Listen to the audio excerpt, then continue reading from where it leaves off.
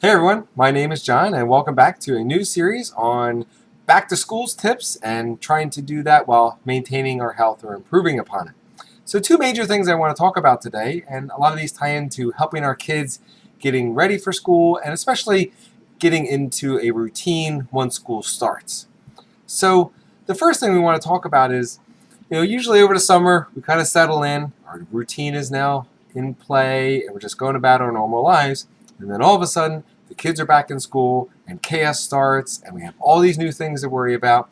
And next thing you know, things that we were doing consistently that were important start to fall off.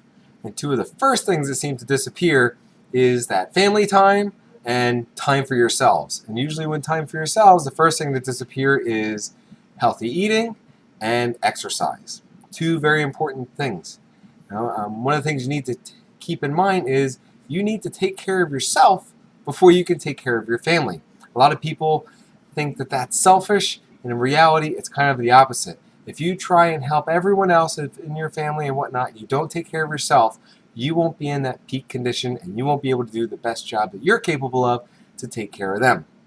So let's talk about a few things in changing and modifying routines once school starts.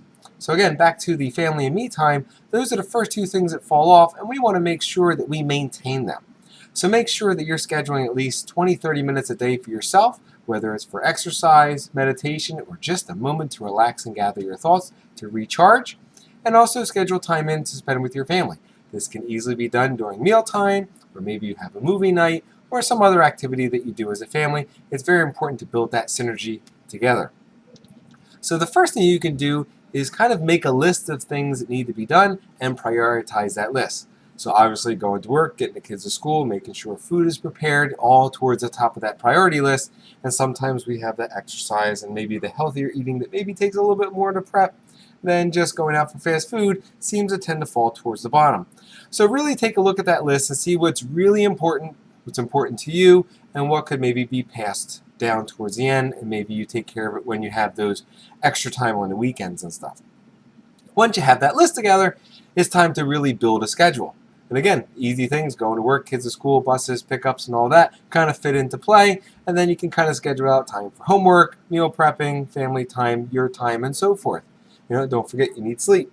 So kind of get that into play. I like building a schedule and especially to-do lists because once I write something down on a to-do list, I don't have to worry about it anymore. I don't have to keep thinking about, oh, what do I have to do when I get home from work today? I got to pick up the kids. I got to make dinner. I got to go teach class. I don't have to worry about that anymore because I can just refer to my list and I know when I get home, I can start crossing things off and I won't forget anything. Part of the reason for this brings me to my next point. We're trying to build good, healthy habits for ourselves and our family. We want to teach them to be hardworking and to eat healthy and exercise and be fit and all this other great stuff. But if we're sporadic and we don't have that routine, it's really hard to build a habit. Once we start doing things consistently over time, we heard that term that they become second nature. If you wake up every time at the same time in the morning, I can go through my routine, right?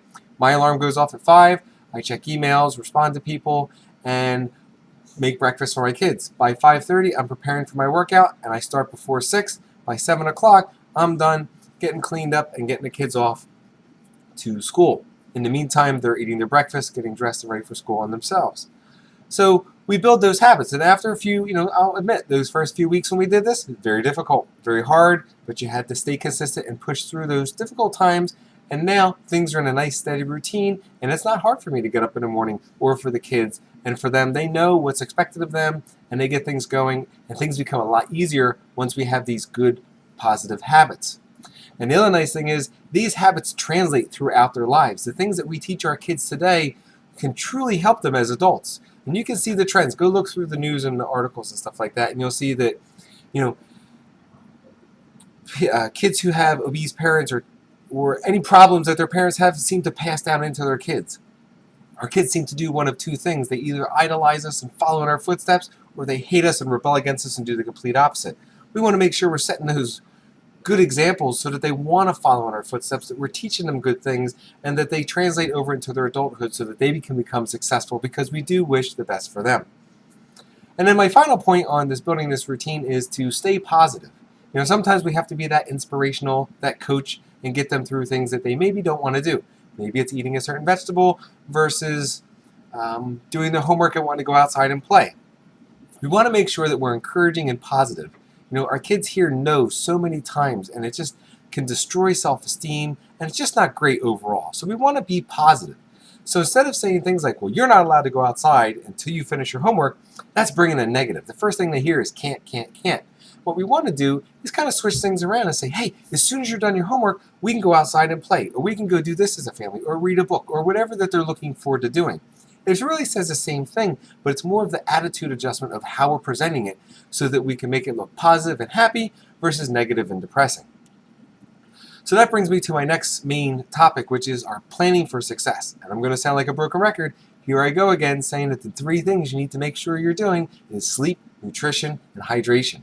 So our kids are getting up earlier. We've got a set routine. We have to be off to school by a certain time. That means we need to make sure our kids are getting to bed at a certain time. That sleep is important for healing and recovery, and also making sure that all those internal chemistries in our body are reset to the proper amounts so that when we wake up, we feel refreshed, they're ready to learn, and they're ready to get going. You may be wondering, how much sleep do my kids need? Well, there's article after article to try and take a guess as to what they need. But one surefire thing that I found, if you can't get your kids out of bed, they didn't get enough sleep.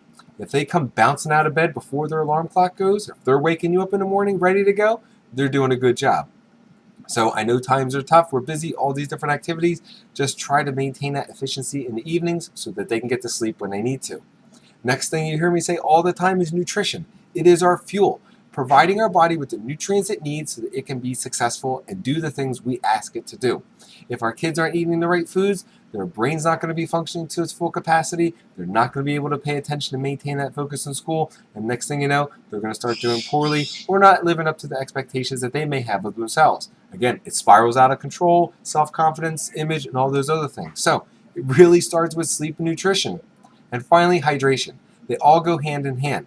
We need the water to make sure our body stays hydrated so it can transport nutrients to where it needs to and get rid of waste that it doesn't need. All of these work together to make sure that we maintain a healthy and positive attitude and body. So I hope you found these helpful. My name is John.